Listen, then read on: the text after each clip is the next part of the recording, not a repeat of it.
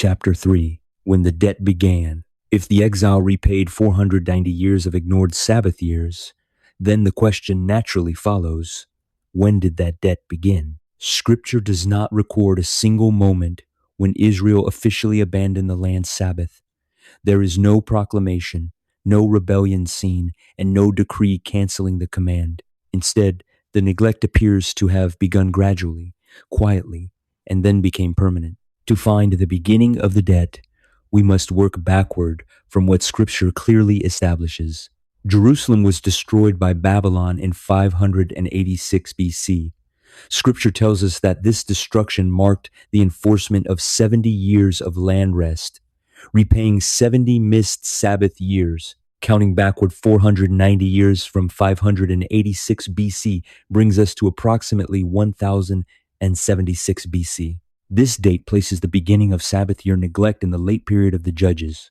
This timing is not arbitrary. It fits the biblical record precisely. By the time of the Judges, Israel was fully settled in the land. The land had been divided among the tribes. Agriculture was regular and ongoing. Fields were planted, vineyards were maintained, and harvest cycles were established. The conditions required for Sabbath year obedience were fully in place.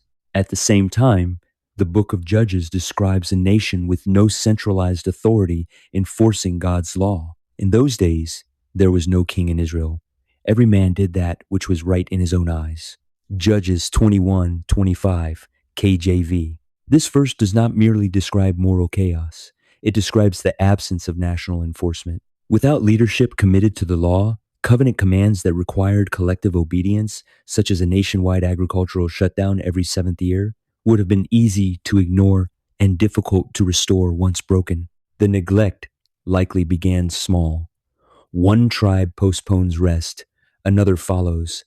A 7th year becomes inconvenient during conflict or famine. What begins as delay becomes habit. Over time, the rhythm God established disappears entirely. When Israel transitions from the period of the Judges to monarchy, the situation does not improve. Saul becomes king around 1050 BC. His reign is marked by instability, warfare, and partial obedience. Scripture records no attempt to restore Sabbath year observance. National attention is focused on survival and military threat, not covenant correction. David reigns from approximately 1010 to 970 BC. David is a man after God's own heart, and he loves God's law, yet David's reign is dominated by warfare, consolidation of the kingdom, and internal conflict. Scripture records no national restoration of the land's Sabbath during his rule. The absence of reform is telling. If Sabbath year obedience had been restored under David, Scripture would record it. Instead, the silence suggests the system was already broken beyond easy repair. Under Solomon, the neglect becomes permanent and institutional. Solomon reigns from approximately 970 to 931 BC.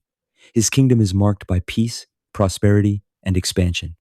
But that prosperity depends on constant agricultural output. Solomon's administration imposes heavy taxation, forced labor, and large-scale construction projects. The economy of the kingdom requires uninterrupted production. Observing a full agricultural shutdown every 7th year would have disrupted the entire system. Scripture describes the scale of Solomon's requirements. And Solomon had 12 officers over all Israel, which provided victuals for the king and his household. Each man his month in a year made provision. 1 Kings 4-7 KJV. The machinery of the kingdom leaves no room for Sabbath rest. From this point forward, the neglect of the land's Sabbath is no longer occasional. It is embedded. After Solomon, the kingdom divides. Both Israel and Judah continue in disobedience. Prophets warn repeatedly. Idolatry is confronted. Social injustice is rebuked. But Scripture never records a king restoring Sabbath year obedience. This silence is not accidental. It confirms that the neglect continued uninterrupted. By the time Babylon destroys Jerusalem in 586 BC, the full 490-year debt has accumulated. The land has been worked continuously across generations. God does exactly what he said he would do. He removes the people, and the land rests. This historical reconstruction is not speculation.